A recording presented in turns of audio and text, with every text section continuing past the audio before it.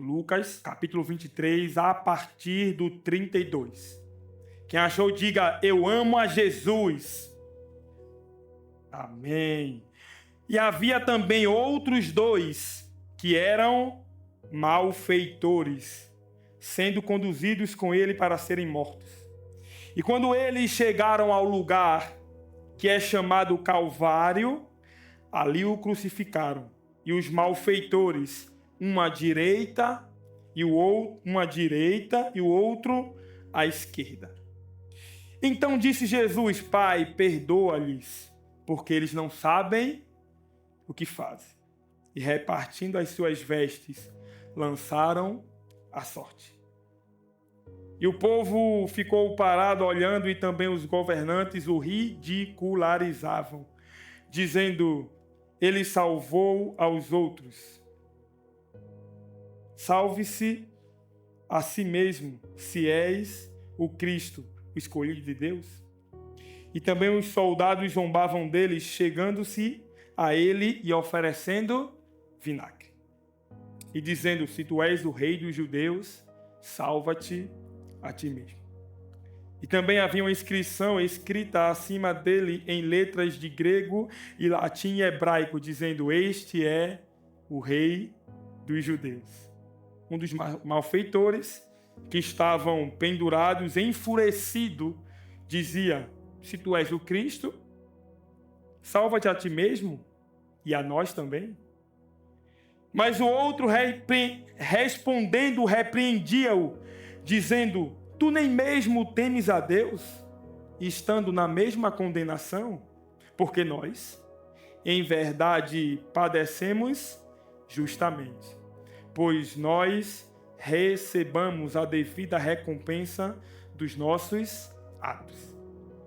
Mas este homem, se referindo a Jesus, nada fez de errado. E ele disse a Jesus: lembra-te de mim quando tu vieres em teu reino. E disse Jesus: verdadeiramente eu te digo, hoje tu estarás comigo no paraíso.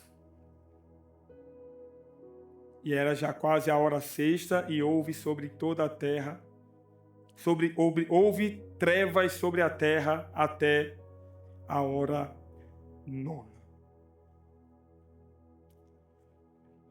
Acabamos de ler um texto em que retrata uma história tão conhecida. E eu prometo a você não ser prolixo, extenso, porque sabe aquelas frases que dizem assim, um puro suco de alguma coisa? Já ouviu falar? Hoje é o puro suco do Evangelho. E que bom, né? Até porque eu não sei se você sabe, mas a única coisa que você precisa é do puro suco do Evangelho. E acabamos de ler um texto em que, se eu fosse intitular, seria As Três Cruzes. 2 destinos e uma escolha. 3 cruzes, 2 destinos e uma escolha. Jesus está prestes a ser morto. Já estava sendo humilhado, acusado de blasfemo e equiparado a 2 malfeitores, rebaixado inclusive em comparação, de acordo com o povo, a Barrabás. É conduzido para o Gólgota, carregando a sua cruz, a nossa cruz, e é crucificado entre 2 malfeitores. Eu lembro que a ideia deste sermão surgiu enquanto eu pregava aqui outro sermão. Porque é interessante que quando você olha o retrato da crucificação, Este retrato nos dá o cenário da humanidade. Quando você interpreta, observa e lê esse texto, você vai enxergar que em um dos dois lados você está. Na crucificação está expresso, está manifesto as duas únicas opções de retrato da humanidade. E nós refletiremos nesses aspectos, e no fim, a pergunta que Deus fará aos nossos corações, ou já está fazendo, é: de que lado você está? Um ladrão de um lado, um outro do outro, e Jesus no meio. E eu começo trazendo uma verdade clara, óbvia, mas que é o puro suco do Evangelho. A primeira verdade é que eu não sei qual será a sua análise. Se você está no lado direito da cruz, que representa um malfeitor, que já falaremos dele, ou do outro lado. Uma coisa eu sei: o do meio você não é. Porque o do meio é o único que não merecia aquela punição. E por mais bom que você seja, se você conjectura isso, por mais generoso, por mais polido, por mais capaz, você não se compara ao homem pendurado na cruz do meio. Ah, pastor, mas eu sei disso, mas a minha responsabilidade é de falar ou relembrar você. Sabe por que eu estou dizendo isso? Porque às vezes nós temos a impressão que nós estamos tomando atitudes que nos comparam a Jesus. Ou parece que nós estamos achando que temos a mesma santidade no nível de perfeição de Jesus. Então daqui a pouco vamos falar dos dois aspectos dos malfeitores, porque a ênfase da mensagem não é essa aplicação, mas eu preciso dizer isso para você, porque eu sei que tem alguém que precisa ouvir isso por algum motivo até então insondável. Você merece a cruz do meio, mas você não é aquele que estava ali crucificado. Mas vamos voltar aos dois malfeitores. Por que eu digo que eles refletem a humanidade? Eles refletem a humanidade porque o coração deles refletem os nossos corações. Vamos entender isso? Em primeiro lugar, de um lado, um ladrão temeu a Deus. Em detrimento disso, o outro reconheceu que aquele ali era o Senhor e Salvador. Mas do outro existia um zombador. Do primeiro lado, de um lado, tinha alguém que zombava. Do outro, alguém que temia. E por favor, meu lindo, não tem muro. Ou você teme a Deus, ou você zomba dele. Ou você o ama, ou você o odeia. Ou você se rende aos seus pés, ou você é inimigo de Jesus. Uma coisa eu sei: não caia na cilada de achar que o muro existe. Conta-se uma analogia de um homem que estava em cima de um muro. E de um lado tinha alguns anjos tentando convencê-lo a sair do muro e ir para um lado. Do outro tinha demônios, anjos caídos, que não faziam questão de que ele descesse do muro. E chega um momento que aquele homem fica encucado. Por que é que de um lado eles me chamam? Eles tentam me convencer a sair daqui. E o lado maléfico não faz esforço para que eu desça desse muro. E ele pergunta aos anjos caídos: por que é que vocês não estão tentando me convencer a sair do muro? E eles dizem: é simples, porque o muro é nosso. Não existe meio termo. Não existe um lugar que você vai, caso você não tenha tido e tomado a decisão por Jesus, que você vai ficar lá esperando. Ou você nunca ouviu essa história? Que você vai ficar lá esperando, pagando algumas punições, até que você saia desse lugar e aí você vai para o céu. Não existe meio termo. Depois da morte, segue-se o juízo. Então, ou você estará do lado que teme a Deus, ou você zomba dele.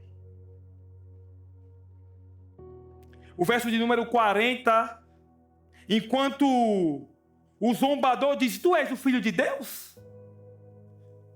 Me tira daqui da cruz, desce da cruz e nos tira daqui também. No verso de número 40, aquele que temia a Deus disse: nem ainda temes a Deus estando na mesma condenação? Porque esse homem está aqui de forma injusta e nós estamos aqui pagando aquilo que devemos. Segundo lugar, um foi dominado pelo orgulho e o outro pela humildade. E eu não sei porquê, ou sei. Deus tem direcionado quase que todos os domingos a tocarmos nessa pauta. Porque eu coloquei que um foi dominado pelo orgulho, porque eu não poderia dizer um é orgulhoso, porque orgulho todos nós temos no nosso coração. E aqui eu quero compartilhar para você uma analogia, uma perspectiva pessoal. Olhando as Escrituras, a impressão e a interpretação que eu faço é que o pecado original, que pecado original é esse? É o pecado que todos os homens nascem com ele. Você já ouviu falar do pecado original? É um pecado que, ele é o pecado de Adão, que nós herdamos de Adão e todos nós nascemos com ele. Nem todo mundo é assassino, nem todo mundo é mentiroso, nem todo mundo vê pornografia, nem todo mundo adultera, mas existe um pecado que todos nós carregamos e existe um embate nesse aspecto. E eu enxergo como orgulho.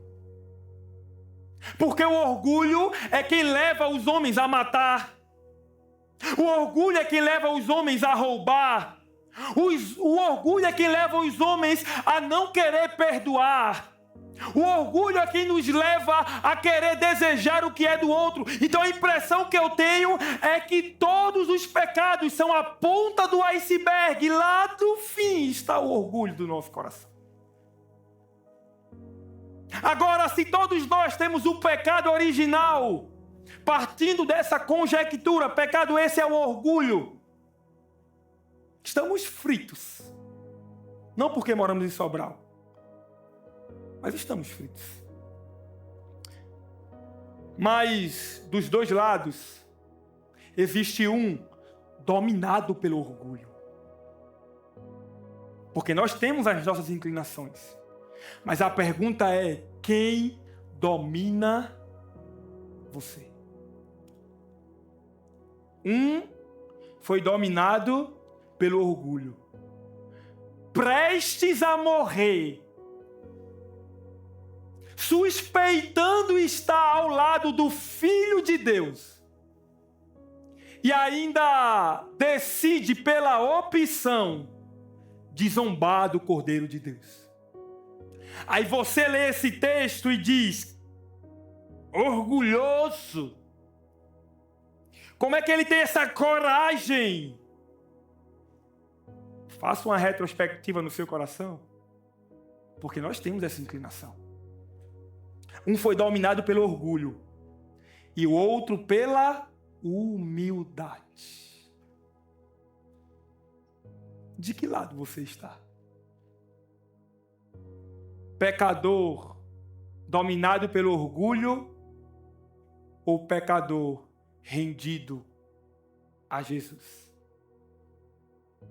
Nós, na verdade, no verso 41 ele diz: fomos sentenciados com justiça, porque recebemos o que os nossos feitos mereciam.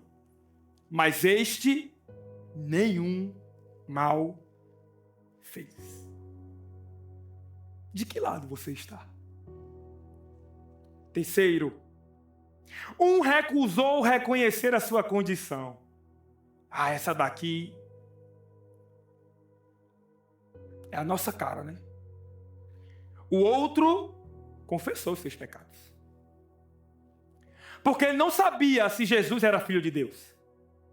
Talvez ele não sabia, ou não tinha certeza. Mas uma coisa ele sabia: que ele estava ali porque merecia.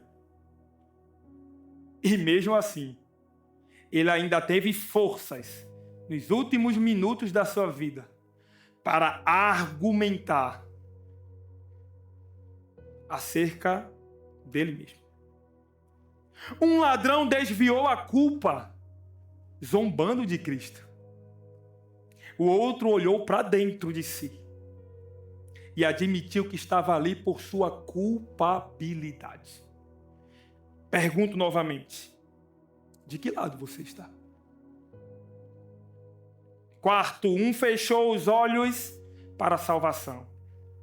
O outro clamou por misericórdia. Você já parou para pensar que aqueles dois ladrões tiveram a mesma oportunidade? Na minha adolescência, vou tirar a dúvida agora se era só eu.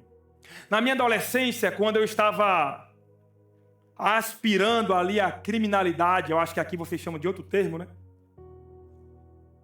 Aspirando ali os desejos da época. De vez em quando vinham uns flashes do evangelho. Quem é que já foi afastado e passou por isso? Estava em algum lugar e de repente você dizia: rapaz, não é para eu estar aqui, não. Acho que era para eu estar na igreja. Esse lugar não é meu, não. Então, eu imagino que aquele homem, em algum momento, suspeitou que aquele era o Filho de Deus. E mesmo assim, decidiu fechar os olhos para a salvação. Enquanto o outro clamou, não pelos seus méritos, mas por misericórdia. No verso de número 42, depois que ele repreende o outro malfeitor, o ladrão olha para Jesus e diz: Senhor, lembra-te de mim quando entrares no teu reino.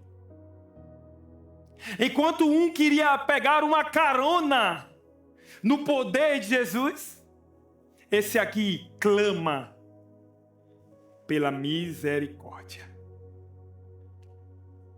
Pergunto novamente: de que lado você está? Um permaneceu perdido e o outro foi salvo.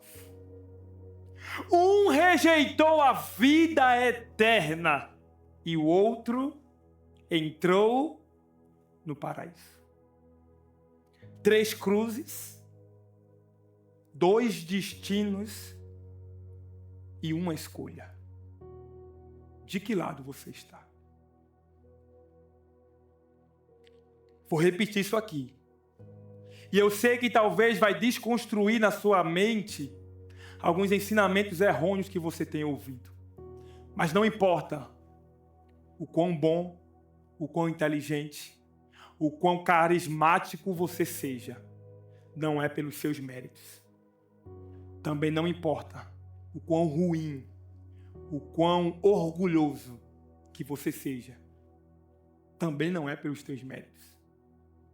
Porque o ladrão de um lado da cruz, por mais humilde que seja, precisava de Jesus para ser salvo. E o outro também. Eles tiveram a mesma oportunidade, mas não tomaram a mesma decisão.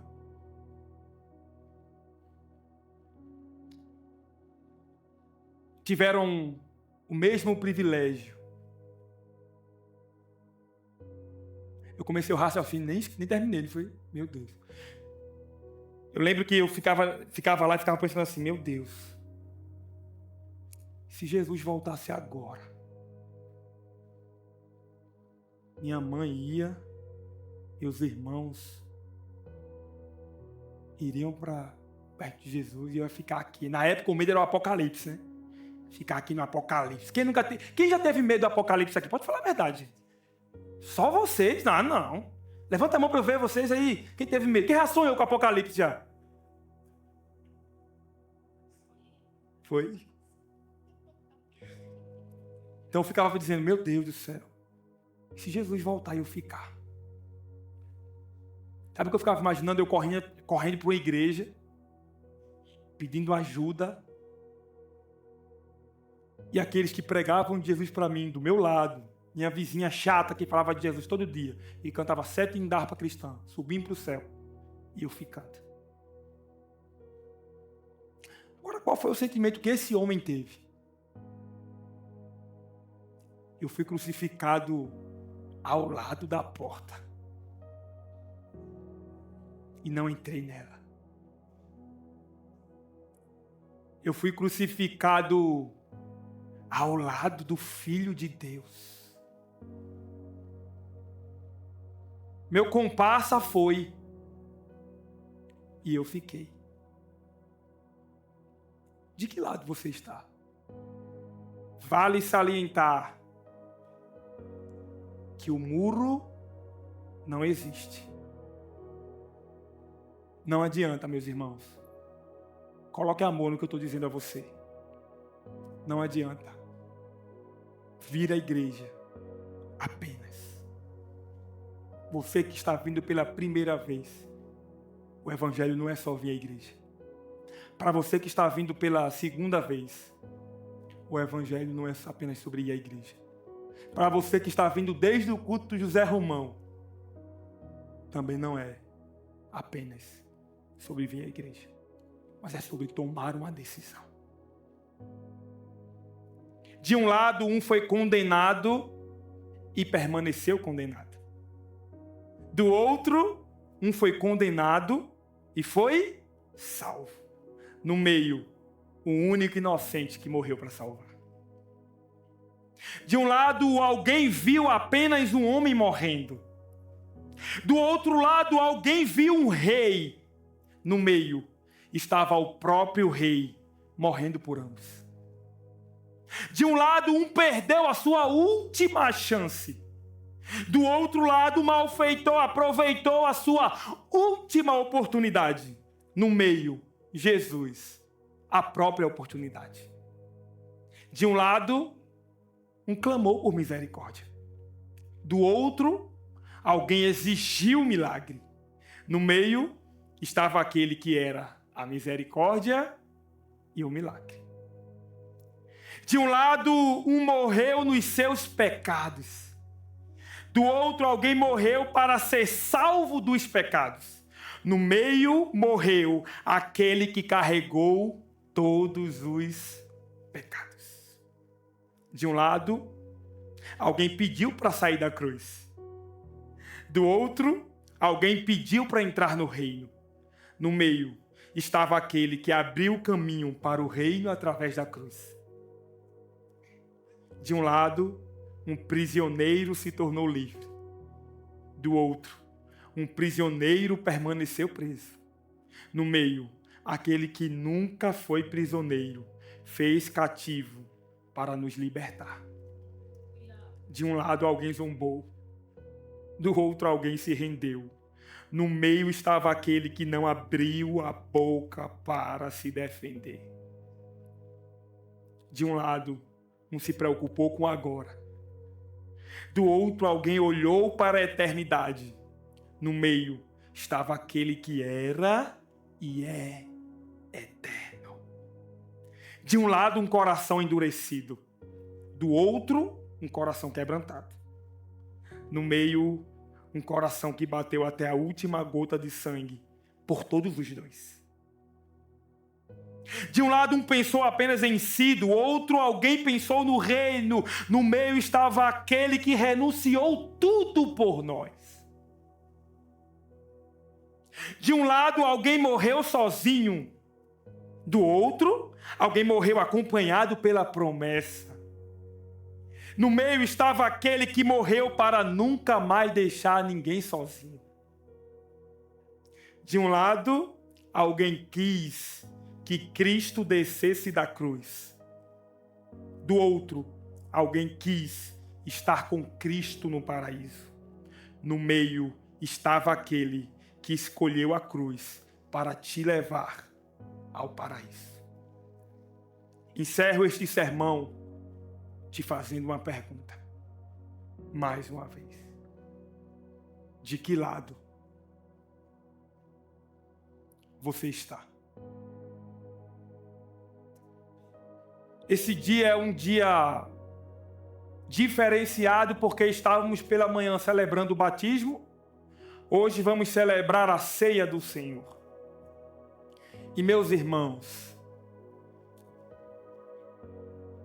este é, por favor, entendam a forma figurada de falar, o puro suco do Evangelho. Não existe Evangelho sem cruz. Não existe Evangelho sem graça. Não existe Evangelho sem Jesus. Queria convidar você a ficar de pé nesse momento.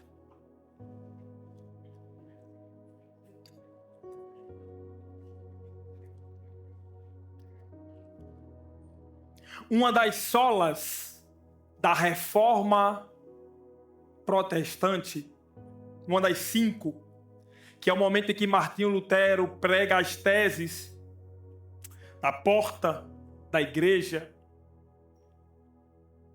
Uma delas é somente Jesus. De que lado você está?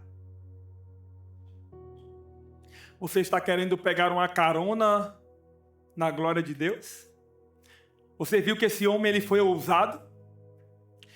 É como que se ele tivesse pensado, bom, eu não sei se ele é o Filho de Deus, mas se ele for, ele vai sair daqui. E se ele sair daqui, eu pego uma carona. Mas o Evangelho não é uma carona. O Evangelho é uma renúncia. Você não vai para o céu de carona. Você vai para o céu pela misericórdia de Jesus. Essa frase que eu estou falando aqui é muito pontual, mas é muito profética. Talvez alguém precise ouvir isso. Não existe salvação em combo. Não existe. Sua mulher pode ser a mulher mais piedosa do mundo. Ela não vai te levar para o céu. Seu marido pode ser o herói mais forte e vivo que você possa encontrar na face da terra. Ele não tem poder para te levar para o céu. Seu pastor pode ser o pastor mais eloquente. Eu não posso te levar para o céu.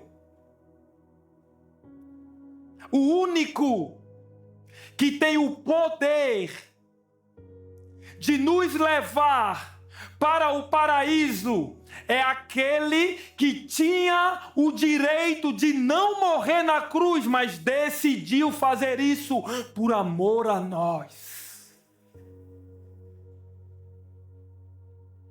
E é por isso que eu digo a você que vale a pena, meu irmão. Quando eu leio essa narrativa, meu coração é profundamente tocado, porque nós vemos Jesus que não merecia estar ali, optando morrer naquela cruz por nós. E é por esse Jesus que nós estamos todos os dias carregando a nossa cruz. E vale ressaltar, sua cruz não é sua sogra. Vou repetir de novo. A sua cruz não é a sua sogra. Embora talvez ela seja complicada, mas não é sua cruz. A sua cruz não é seu marido.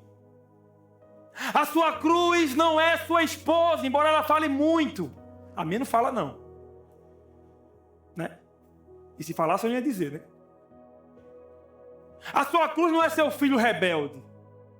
Pare de achar isso.